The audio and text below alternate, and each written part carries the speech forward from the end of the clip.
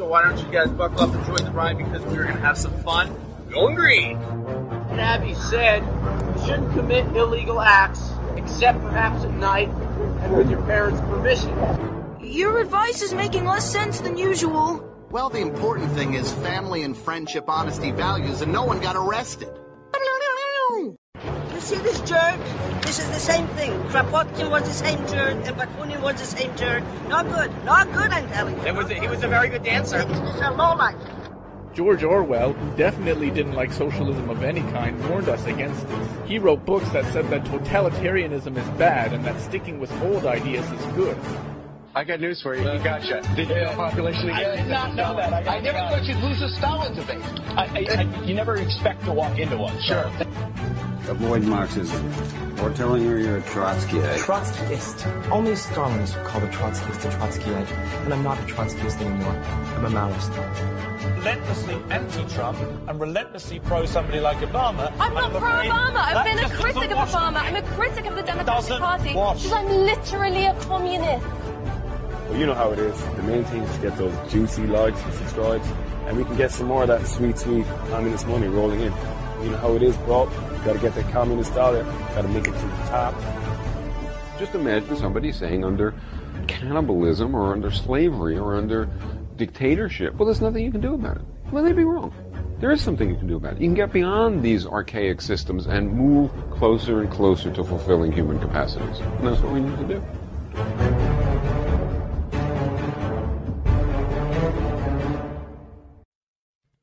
Hello and welcome to the Three Left Show. I am your host, Daniel Platt.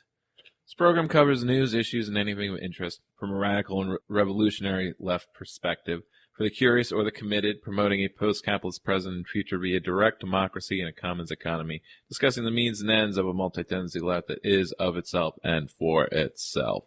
The meeting point of socialism, anarchism, and ecology. We proudly wave the flags of the three lefts.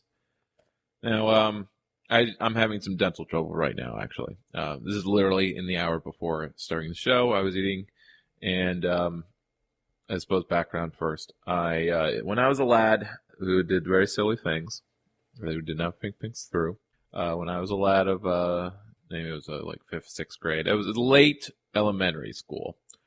I was playing on playground equipment that's like made of cast iron, and I cracked my front tooth in half.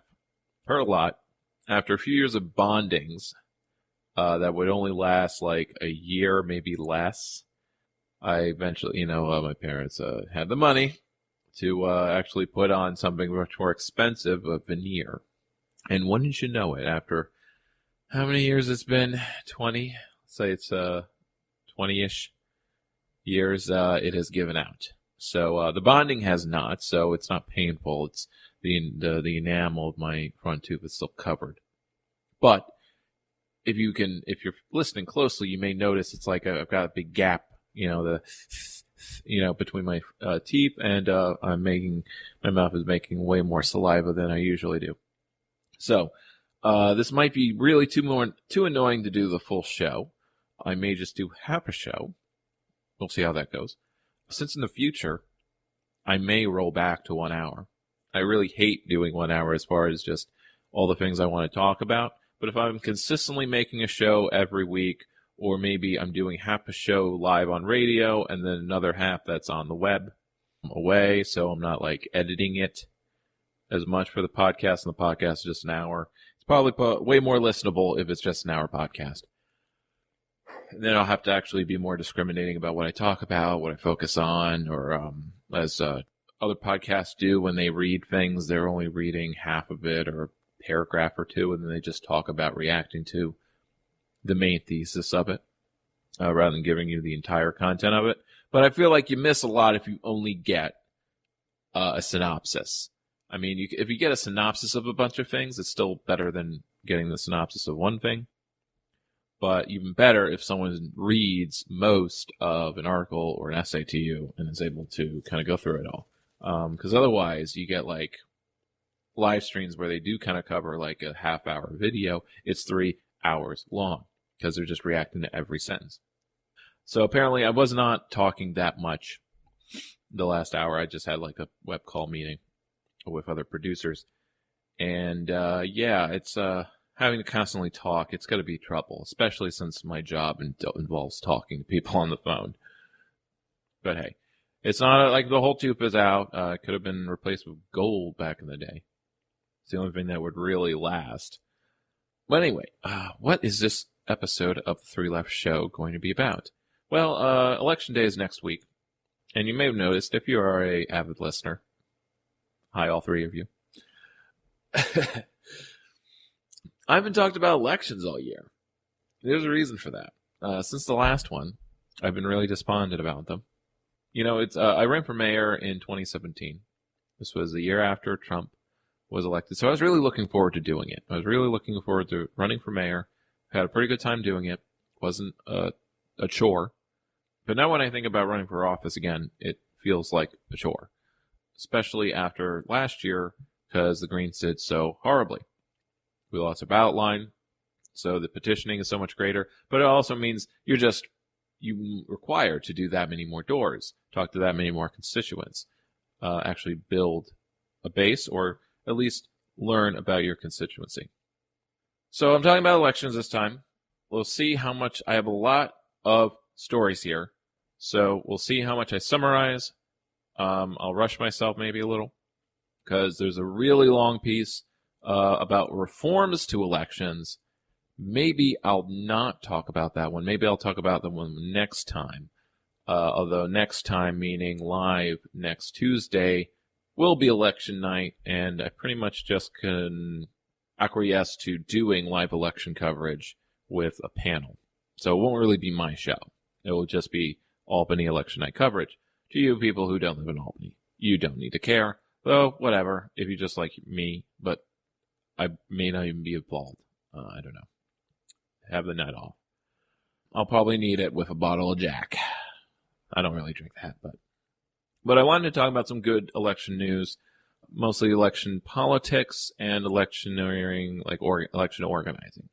So I'll cover all of that before I cover actual election reforms, because let's face it, our election system, our quote-unquote representative democracy, it's totally, woefully outdated, completely out of date. Everyone's disenfranchised for the most part.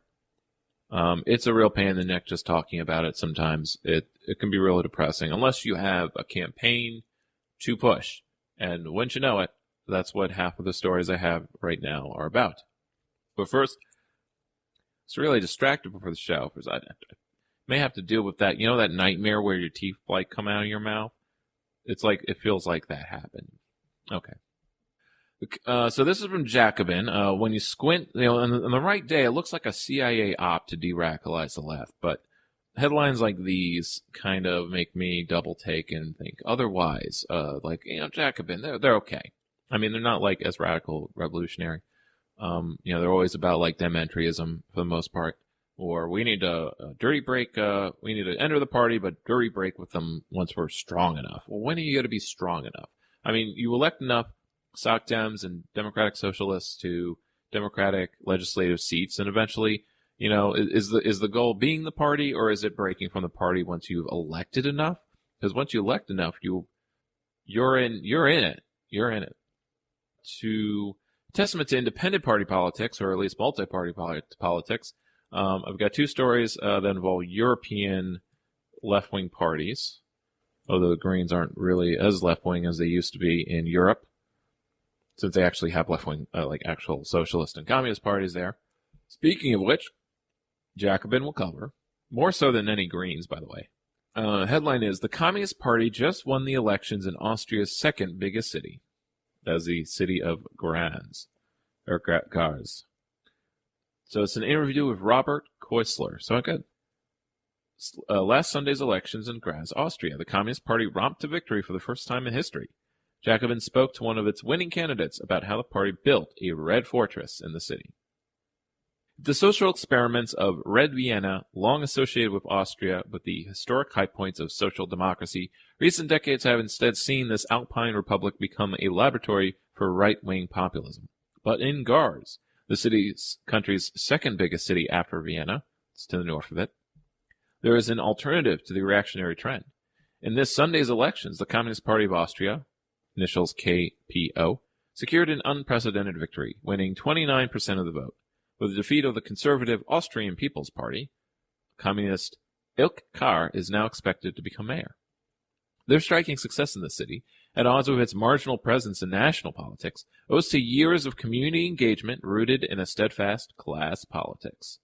Its progress wouldn't have been possible without dedicated activists like 34-year-old Robert Koestler, who was second on the KPO list in this election. In 2017, he became the youngest person ever to be elected to the Graz City Senate, since then serving as head of the Department of Health and of Caregiving at the Department of Social Services. Ahead of Sunday's vote, Koestler spoke with Jacobin's Adam Baltmer about how the KPO built this unlikely red fortress. Okay, now we're into the meat. So this goes back to past episodes where I've talked about on-the-ground organizing, ways of, like, when referring to community activism, that's like doing mutual aid, unionizing, just being involved in various movements. But turning those movements, instead of just petitioning those currently in office, who usually do not care to actually address your needs or desires or your goals, you better to actually elect people from these movements. And you can't do that without a electoral vehicle, which is why having an independent party or your own party, even if it's just on a local level, which is kind of the case here. Like, yeah, the communists don't have a national presence, but in this one city, they've coalesced or conglomerated, whatever.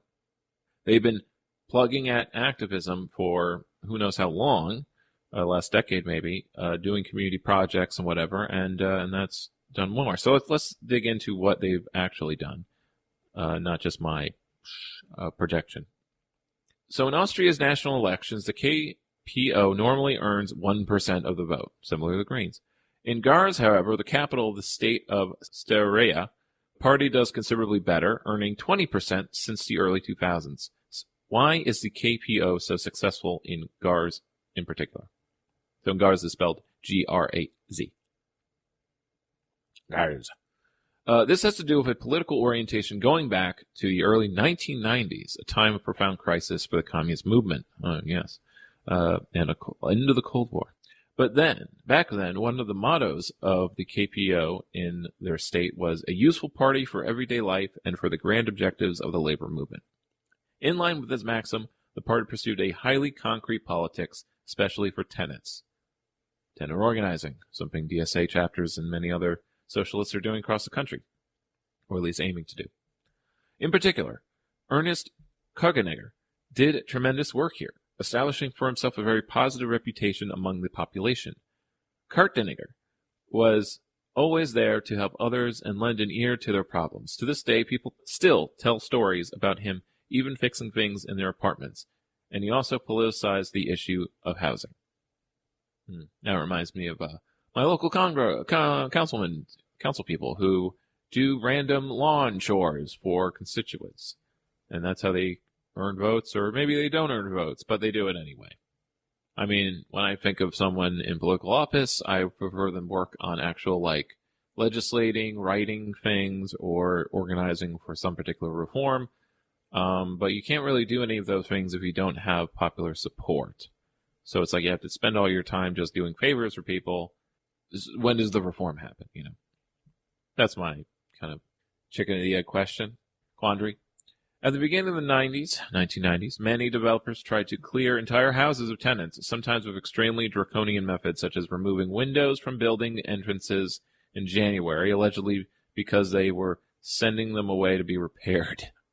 And no better time to repair windows than dead of winter. In 1991, an emergency tenants hotline was established as the first point of contact for people having trouble with their landlords. Legal counseling for victims of speculators, as they were then called, was also set up on Kadenegger's initiative. Out of this interplay of very concrete help and legal support, the KPO was able to make a name for itself. So in America, it's mostly since the 60s, the age of the 60s, or in the last, in our current political age, it has not been It's always been parties in the past that have done a lot of social programs, or churches.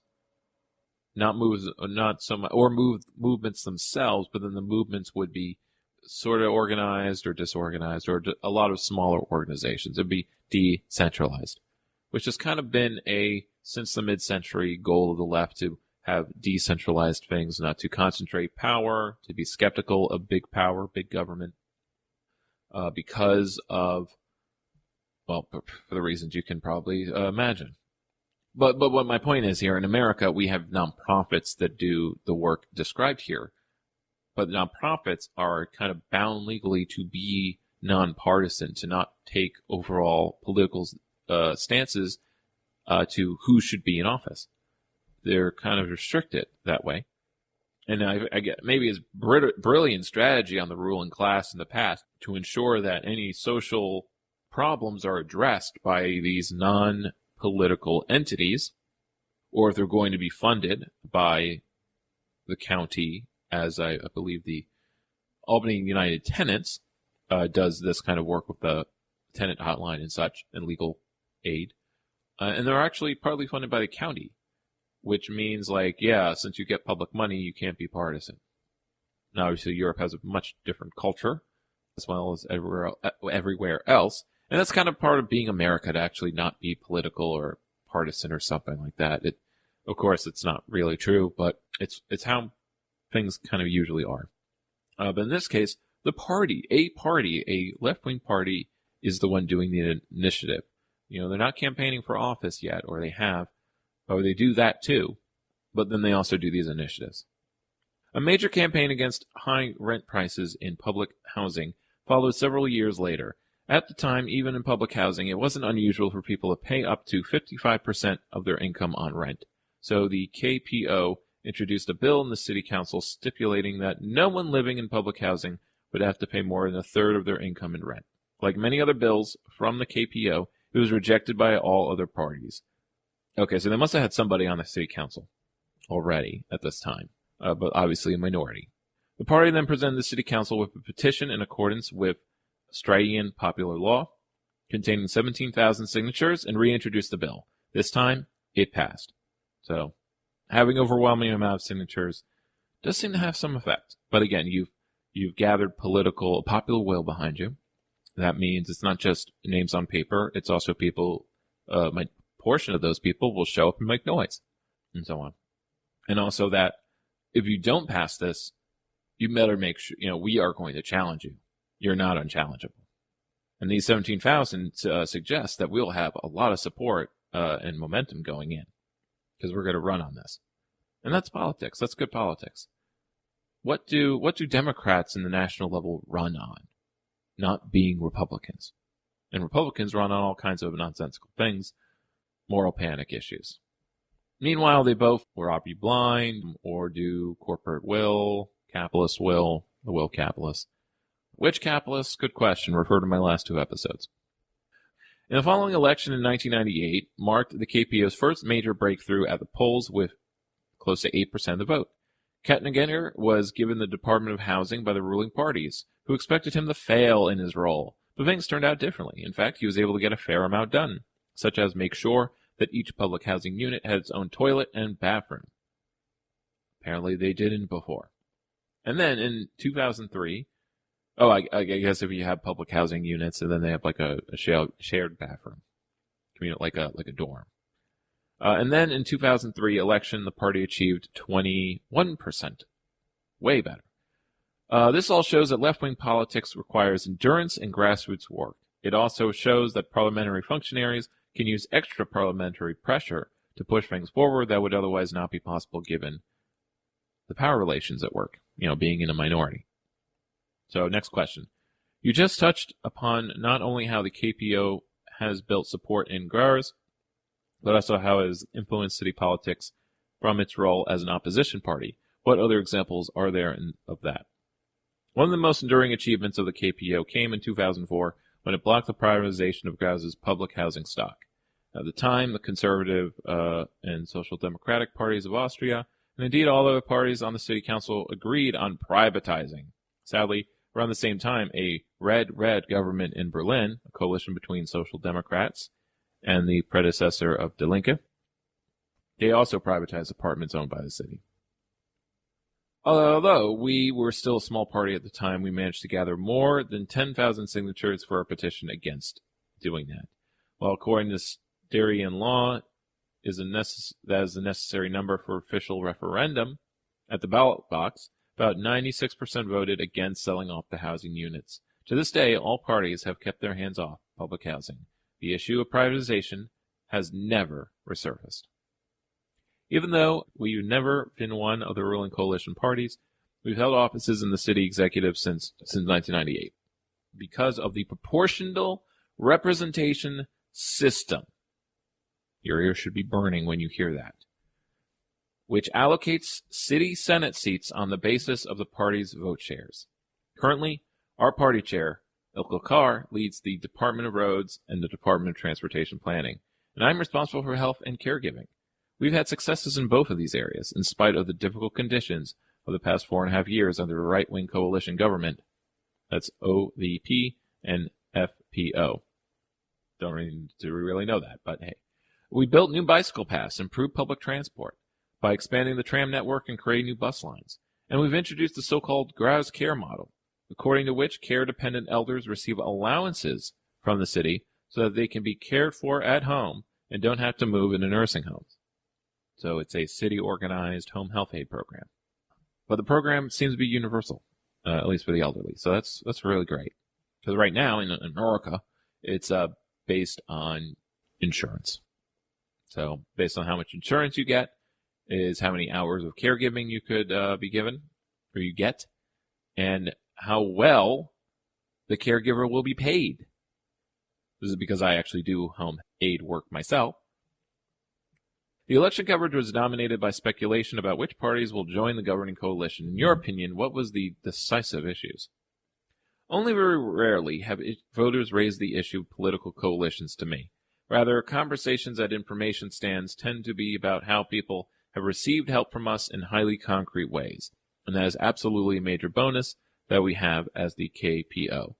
Now, of course, you mentioned something that, oh God, if I was like just doing party outreach was like my job, I would set up an info stand, on various street corners, various times a day. I would make it my job. Now, at the moment, it's like it would have to be, it's a volunteer gig. It's something that you do sometimes or certain nights. It could be a once a week thing of setting up an info stand. Info stand is basically, it's tabling. It's tabling. But so often, it's like, oh, do you have permission to table here? Do you have a permit to table here? I think, the more I think about it, the more I think APD seems to let tabling without a permit slide, depending on how disruptive you are. But there's this particular woman in my neighborhood that's really disruptive, and she loves picking fights. As soon as you tell her, like, what are you doing here? You don't table here, you're being too loud. She just goes off. And, yeah, so it's more about the internal politics, the legacy of communism. Communism! I mean, but they help people in concrete ways. Every year, thousands of people visit Elke and myself in our office hours. There, we see how we can best help them, whether by providing them with legal advice, helping them fill out applications, or giving them direct financial support. KPO representatives in the city senate and the Styrian Landtag, that's parliament in German, voluntarily donate 2/3 of their salaries to people in need, something I would also do if elected to office. For us, this is definitely not charity. Rather, it is a form of politics oriented around a basic socialist communist principle that goes back all the way to the Paris Commune. I think it's hard to speak genuinely, empathetically, with someone who works full-time at 1,200 euros a month when you earn 3, 4, 5 times that much. After all, as Marx said, being determines consciousness. In addition to the failure of the right-wing government coalition and their social policy, I would name rapidly progressing urban sprawl as another one of the major issues. In Graz, construction plans are approved and green spaces given away extremely frivolously because of the last mayor, Siegfried Nagel, who resigned this Sunday, is quite friendly towards investors. Many people are massively disturbed by this. Not few have even said to me, because of the building frenzy the last few years, my whole life I've never voted for any party but the OVP. For any party but the communists, but enough is enough.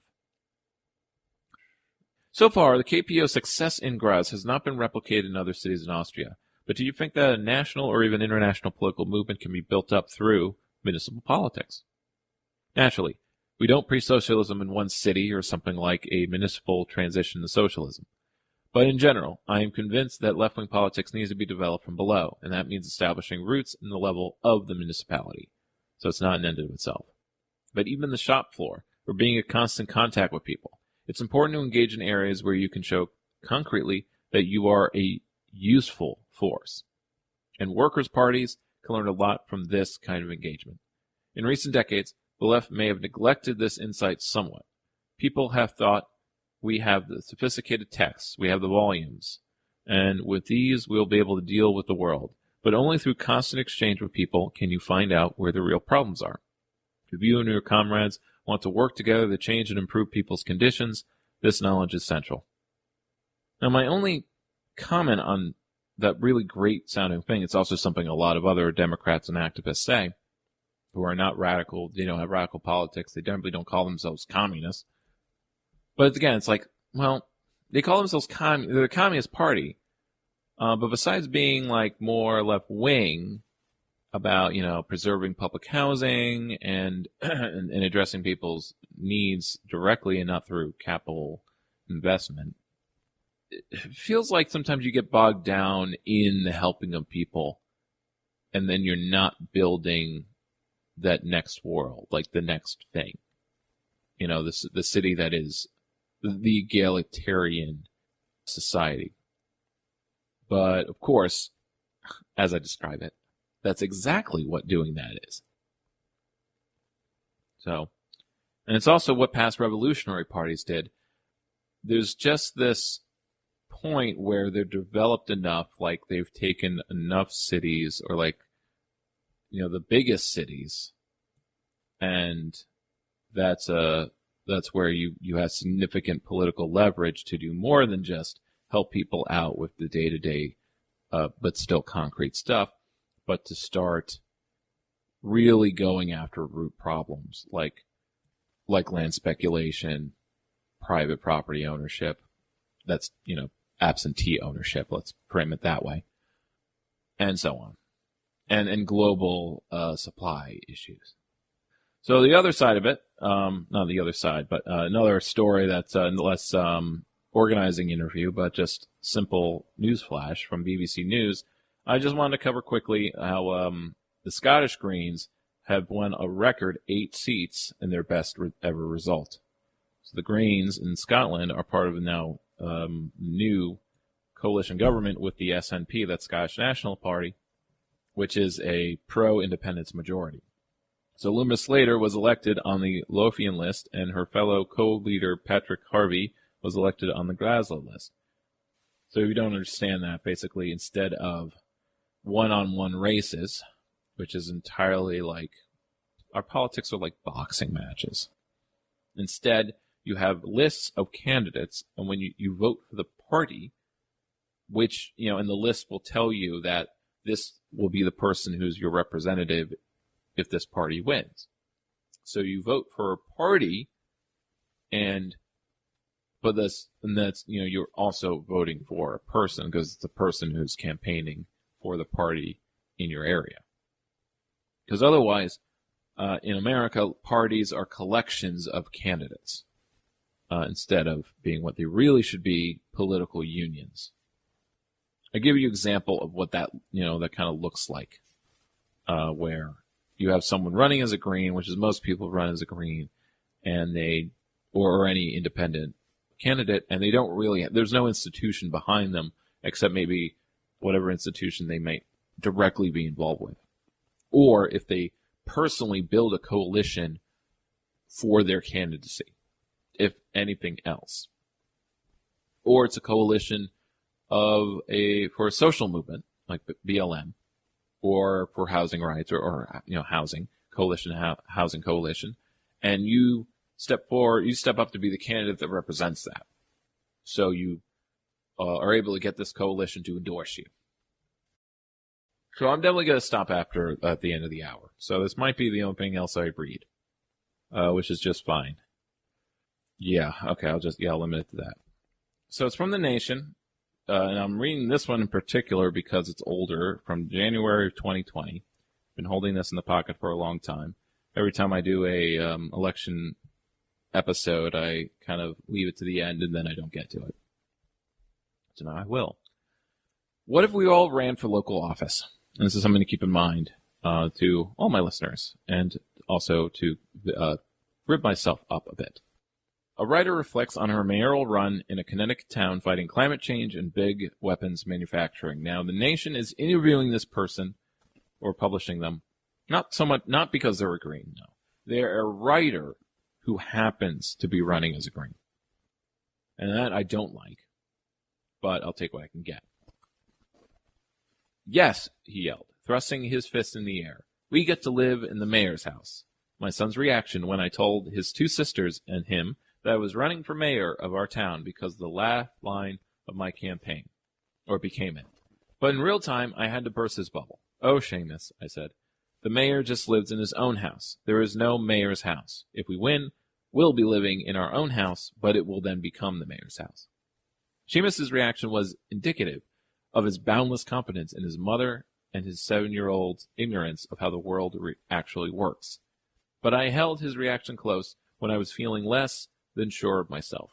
When I was heading to my third campaign event of any day as the Green Party candidate and found myself eating popcorn for dinner at 9:30 at night, listening to my kids breathe in their sleep instead of reading them bedtime stories.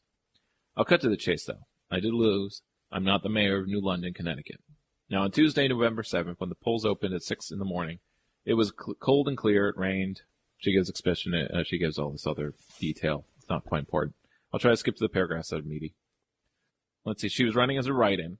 She was not just running as a third-party candidate in a Democratic town, but as one that wasn't even on the ballot. But why? Was it because she was lazy? Because she didn't do things right? Well, the state had lost my paperwork. The Green Party hired a lawyer and sued, but the judge ruled against us and declined to order the Secretary of State to put my name on the ballot. Just another institutional wall. They could just lose your paperwork.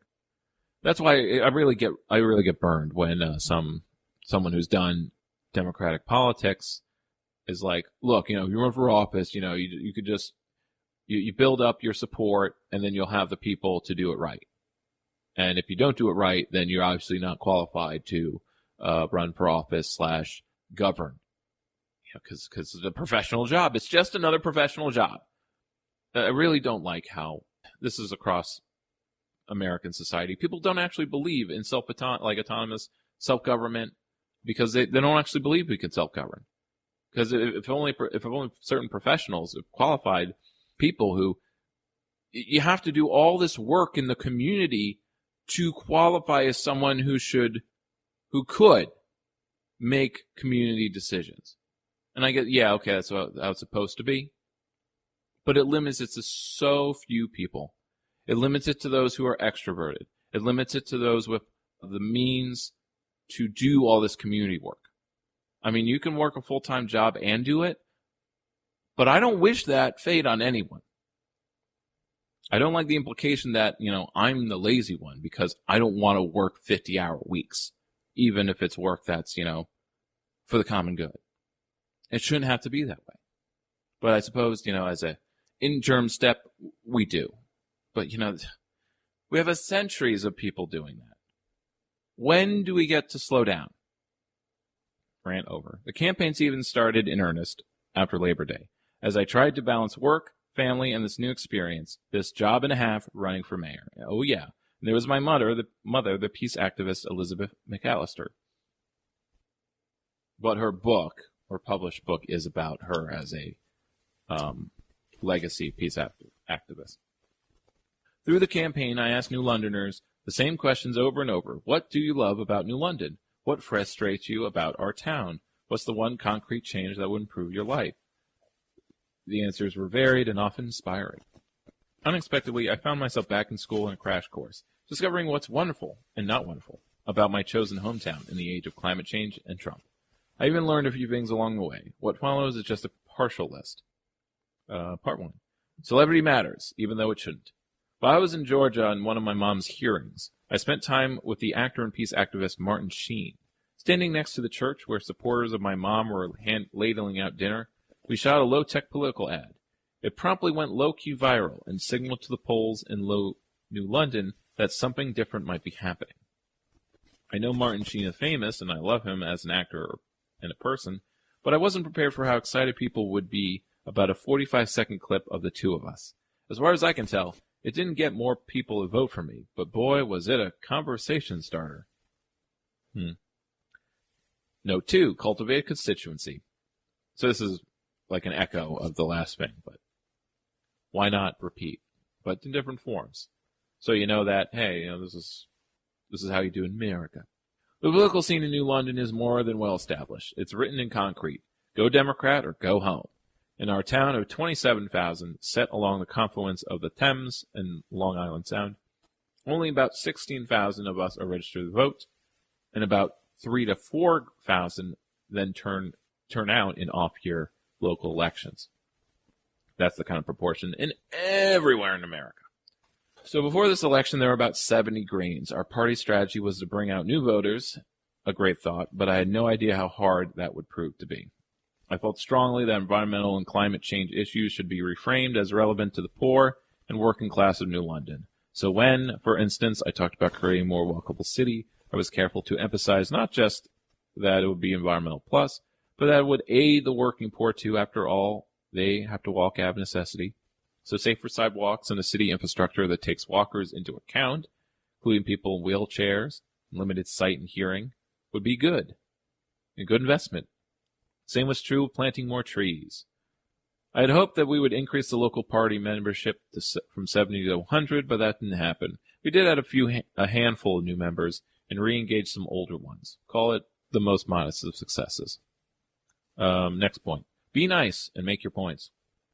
We ran an issue-focused campaign. I'm going to live in New London for a long time, and so are my opponents.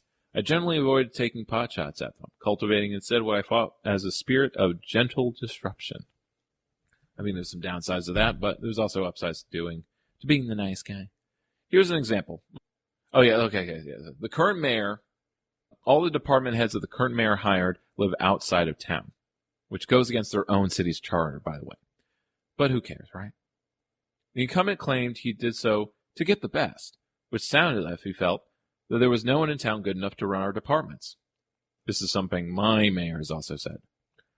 At debates and forums, well, of course, they don't say that about hiring people from out of town, but they say that in two ways. Yes, in order to get the best, we need to be able to, but this is an argument against rules that government employees do need to live in Albany, which did pass. So I think that's mostly in effect, and it's been kind of increasing over time as more people who live in the suburbs have been, aging out. But the other side is that we need to raise the salaries of city employees to attract qualified or quality people. Because obviously, if you're going to do things for the common good or the good of the city, you obviously also go to be motivated by money. I don't get that logic at all. I mean, I'm highly motivated to work for the betterment of the city. You can hire me at the current rate. I'm okay with it. Because it's not poverty wages in the first place. So at debates and forums, I pushed back hard on that issue, insisting that I would hire locally, not just because the charter says so, but because not doing so sends a message to our kids that we aren't good enough. Such hiring practices also weaken our tax base, since some of the highest paying jobs in our community go to people who don't even pay property taxes here. It took time to learn how to be critical without being cranky and offer creative solutions to decades of short-sighted, reactive decision-making by a relatively unaccountable leadership, which might describe all local politics in America, with some exceptions. I also wanted to demonstrate that someone who wasn't a middle-aged white man could make a splash by running for mayor in our town. She goes about herself, and then she goes on about doing what you can. She talked about AOC wearing her shoes. I was invited to run by the local chapter of the Green Party. I said I would do so to promote issues and amplify voices that weren't getting a reasonable hearing, but that I couldn't run a 24/7 campaign, not with a job and young kids to take care of. I held as fast as I could to that commitment, but thinking back by the conservative count, 14 public meetings, 8 house parties, 4 television appearances, 3 of them an hour long, 3 public debates with the other mayoral candidates, and daily check-ins with my campaign manager, party chair, and other candidates, I still feel exhausted. What I can't document is just what it meant to continually make myself visible in my community and connect with my neighbors.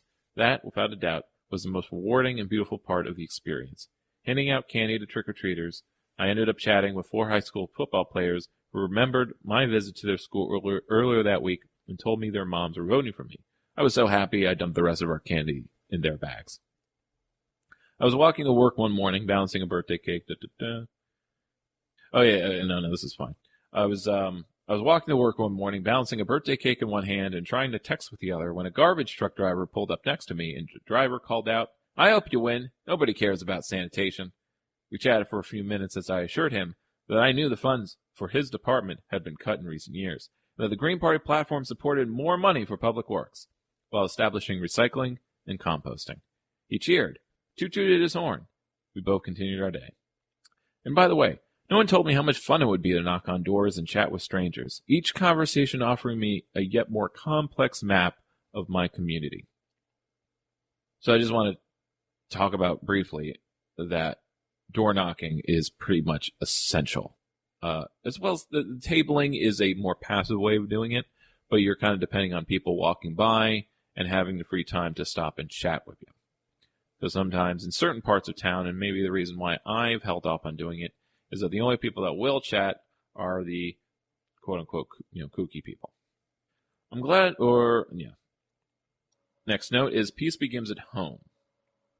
Oh, yeah. So this part is all about how one of the main employers in town is one of the big military industrial companies that and they have a place where they build submarines there. And yeah, it came up a few times. And she goes through some of her answers in one of the debates. And let's see, one irony struck me that night as my opponents labored through their climate change answers. Our debate happened the day after the Ohio Democratic presidential debate, during which not a single question was asked about climate change. And that night it rained so hard that a restaurant 3 blocks from the river's edge had water pouring in the back door and out of the front. The third debate, held at the Senior Center, was less formal than the other 2, moderated by an attorney, who gave us about 20 minutes to use as we wanted. That night I pointed out that the dozen or so departments in the city's governing structure were only run by women and other issues of import. Asked, as I often was, about my inexperience in politics, I talked about the toolbox of skills I had amassed in an active life, as well as a life as an activist, including community organizing, consensus building, deep listening, not to speak of a sense of deep accountability I feel for my community. You don't have to be a lawyer or have a master's in business admin, like her 2 opponents, to work effectively with New London's communities. In fact, professional expertise and ego can sometimes get in the way, no one often does, of representing community interests and truly grasping needs, no less meeting them. In the end, on that rainy election day in November, about close to 400 people voted for me. It may not sound like much after all those months of effort, but that was about 10% of the vote. As a writing candidate, people had to know me, truly want to vote for me, remember the writing process, and then do it correctly. So each of those 394 votes felt hard-won indeed. People keep asking me if I'm going to run again. Who knows? The next election isn't for 4 years. It feels like a lifetime from now, and believe me, I have plenty to do in the meantime. Now, that was the same thought I had back in 2017, that, okay, next time I'm going to be ready. I've been far from ready. I was not in a position to run for mayor this year again as much as I wanted to. Factor 1, we didn't have the ballot line anymore. I would have to work a lot harder to get on the ballot, so it wouldn't be although it wasn't last time, a willful thing to do either. Point 2, I was incredibly demoralized after the last election. And maybe I'll close out the hour early, but I will quickly, the reflections on the Green Party's 2020 presidential campaign. This is both Hawkins and Walker. 2020 was the most difficult year yet for a Green Party presidential run because of the lesser evil dynamic was stronger than ever before. Most progressives who considered a vote for the Greens were more concerned with removing Trump from office. Anybody but Trump was the dominant view on the progressive side of the political spectrum, whether it's in the media or on the streets. Our campaign was blanked out by the liberal corporate media, as well as progressive independent media, like Democracy Now!, Common Dreams, The Nation, The Intercept. This dynamic was reflected in open letters from progressive public intellectuals advocating no votes for the Greens, and the refusal publications that ran these letters to print our responses. So it was a completely one-sided conversation. So much for fair and balanced in the progressive media. And to us, they're not. In 2004, yet another year when the lesser evil dynamic was particularly high after Bush invaded Iraq, many of these same progressive luminaries called for a safe state strategy of voting for Kerry in the battleground states but Green in the safe states because Kerry was still a pro-war candidate. In 2020, these same people put forward a no-state strategy, voting no for the Greens and all votes for Biden. It was so bad that a number of lifelong independent socialists advocated for this no-state strategy, who in the past had regarded voting for the capitalist Democrats to be as beyond the pale as crossing a picket line to scab on strikers. The official Federal Elections Commission count gave us 405,000 votes, or about 0.3%. This vote is much higher than Greens received in 04 and 08, but substantially lower than Ralph Nader's in 96 and 2000, and as well as Jill's in 2016. 2020 approaches the vote Jill Stein received in 2012. Each election has a different dynamic. For example, the 2016 dynamic of the two most unpopular major party candidates in polling history running for the open seat resulted in the higher votes for minor parties, including the Greens. Far more of our candidates, and of course then we get blamed for whoever did win/lose. So far more than our candidates, our message, or a campaign execution. It was this larger dynamic in each election that determines our results. But even this range of results from 0.1% in 04 and 08 to the high close to 3% that Nader got in 2000, it's still marginal to the overall contest. The biggest obstacle Green face is plurality voting, which pushes progressives who would prefer to vote Green to settle for the centrist corporate Dems to stop the far-right Republicans. The enduring power of this lesser evil dynamic is shown by the fact that in the 46 presidential elections over 180 years since the abolitionist Liberty Party challenged pro-slavery Democrats and Whigs in 1840, independent left presidential challengers have won over 4% of the vote only 5 times, when the left did exceed 4, with the 10% that Martin Van Buren did with 5% in 1852, and so on. So any list people have done so. And it's good. The good news out of our campaign is the enthusiastic support we received and continue to receive from young people who support our eco-socialist Green New Deal.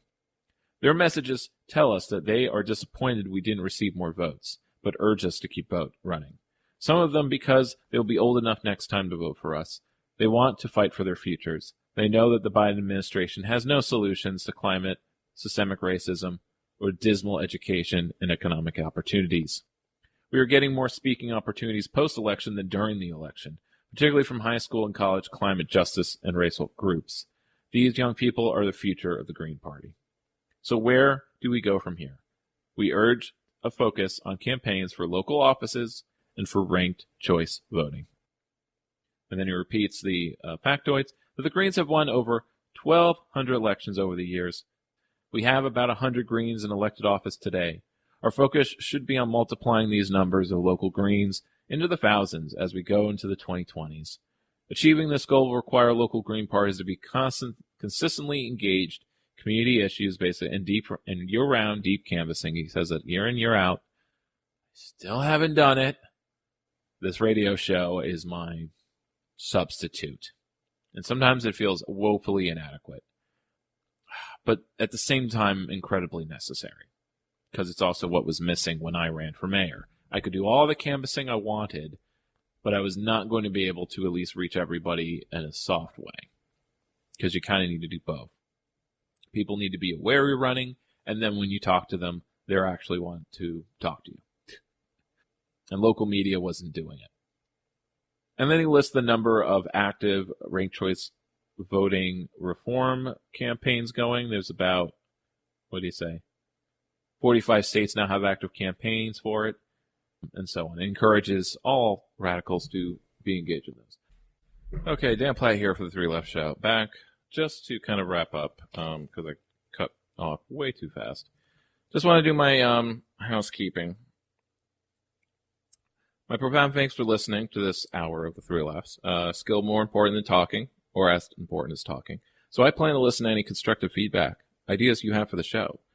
So please send them to my socials. There's on Facebook, there's Twitter, and Instagram as well. I just created an Instagram account, which is just my account, but you can make as many accounts as you want, and maybe that's the thing people like about Instagram, that it's like making a lot of different pages, and they're all just very like a click away. This program is made as part of an independent community radio station, so support us materially, along with any other donation or time you may be able to give if you live in the Albany area, or a membership especially, to the WCAALP family at grandarts.org. You can also support this show with your time by telling others you believe will be interested about it, sharing my posts on social media, liking and sharing pages as you I do. Click that bell, whatever link, just be aware. This episode and the last 10 are broadcast on most podcasting apps, but a full archive of the podcast, all 131 episodes, along with show notes and about myself, are found at 3lefts.news. Don't forget the https://www.3lefts.news. Of course, the most important thing is to put the ideas, thinking, and projects talked about here in practice yourself. So be well, keep it rad, keep waving the flags of the Three Lefts.